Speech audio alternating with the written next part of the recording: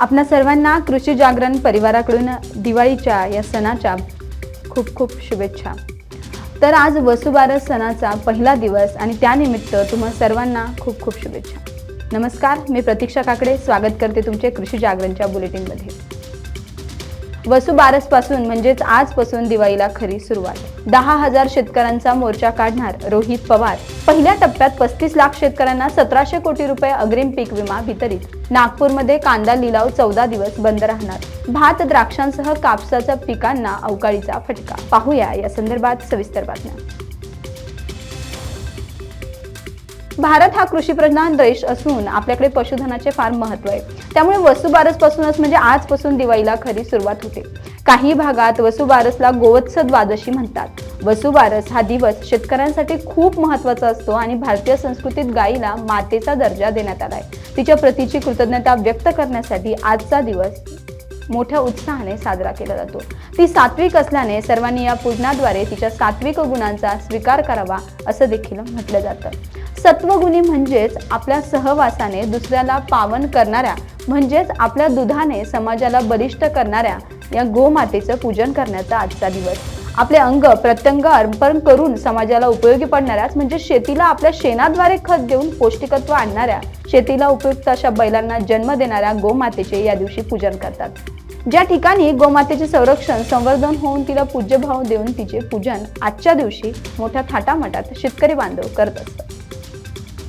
मराठवाड्यात दुष्काळ जाहीर करावा या मागणीसाठी राष्ट्रवादी काँग्रेस शरद पवार गटाचे नेते रोहित पवार यांनी छत्रपती संभाजीनगर विभागीय आयुक्त कार्यालयात विभागीय आयुक्तांची भेट घेतली आहे। छत्रपती संभाजीनगर विभागीय आयुक्त कार्यालयात विभागीय आयुक्तांची भेट घेतली आहे। यावेळी संपूर्ण मराठवाड्यात दिवाळीपूर्वी दुष्काळ जाहीर करावा अशी मागणी पवार यांनी केली आहे। शेतकऱ्यांचे हाल होत आहेत, त्यामुळे सरकारने गांभीर्याने लक्ष द्यावे, तसेच दिवाळीच्या आधी मराठवाड्यात दुष्काळ जाहीर न झाल्यास रस्त्यावर उतरून आंदोलन करण्याचा इशारा दिलाय। राज्यातील शेतकऱ्यांसाठी मोठी आणि आनंदाची बातमी समोर आली आहे। खरीप हंगामात खराब हवामानामुळे शेतकऱ्यांचे मोठ्या प्रमाणात नुकसान झाले होते। 1 रुपयात पीक विमा योजनेमध्ये राज्यातील तब्बल 1,71,00,000 शेतकऱ्यांनी सहभाग घेतलेला आहे। त्यातील सुमारे 35 लाख शेतकऱ्यांना अग्रिम पीक विमा मंजूर झालाय। राज्यातील पीक विमा कंपन्यांनी पहिल्या टप्प्यात सुमारे 1700 कोटी रुपये पीक विमा अग्रिम वितरण करण्यास मंजुरी दिली आहे, अशी माहिती राज्याचे कृषी मंत्री धनंजय मुंडे यांनी दिली आहे। ही विमा रक्कम संबंधित लाभार्थी शेतकऱ्यांच्या बँक खात्यावर थेट वितरण करण्यासाठी विमा कंपन्यांनी सुरुवात केली आहे। ही रक्कम दिवाळीपूर्वी शेतकऱ्यांच्या खात्यात जमा करण्यात येणार आहे। याचा लाभ राज्यातील विविध जिल्ह्यातील सुमारे 35,08,000 शेतकऱ्यांना मिळणार असून शेतकऱ्यांची दिवाळी मात्र आता गोड होणार आहे। दिवाळी सणाच्या पार्श्वभूमीवर नामपूर येथील बाजार समितीच्या आवारातील कांद्याचे लिलाव मंगळवारपासून म्हणजे 7 तारखेपासून 20 नोव्हेंबर पर्यंत बंद राहणार आहेत। ऐन कांद्याच्या दरवाढीच्या काळात पहिल्यांदा तब्बल 2 आठवडे कांदा मार्केट बंद राहणार असल्याने शेतकऱ्यांनी तीव्र नाराजी व्यक्त केली आहे। बंदमुळे मार्केटची कोट्यवधी रुपयांची आर्थिक उलाढाल आता ठप्प होणार आहे आणि आर्थिक टंचाई, मजूर टंचाई आणि कांदा व्यापाऱ्यांचा विनंती अर्ज आदी बाबीमुळे कांदा शेतकरी मार्केट बंद राहणार आहे। अवकाळी पावसाने राज्यात हजेरी लावली आहे। सकाळी हवेत गारवा तर कुठे उकाडा असं वातावरण सध्या निर्माण झालंय। त्यातच राज्यात रत्नागिरी, सिंधुदुर्ग, सातारा, सांगली, कोल्हापूर या भागात गेले 2 दिवस पावसानं हजेरी लावली आहे। सिंधुदुर्गात परतीच्या पावसामुळे भात शेतीचे मोठ्या प्रमाणात नुकसान झाले। ऐन भात कापणीच्या मोसमात पावसामुळे बळीराजा संकटात सापडलाय।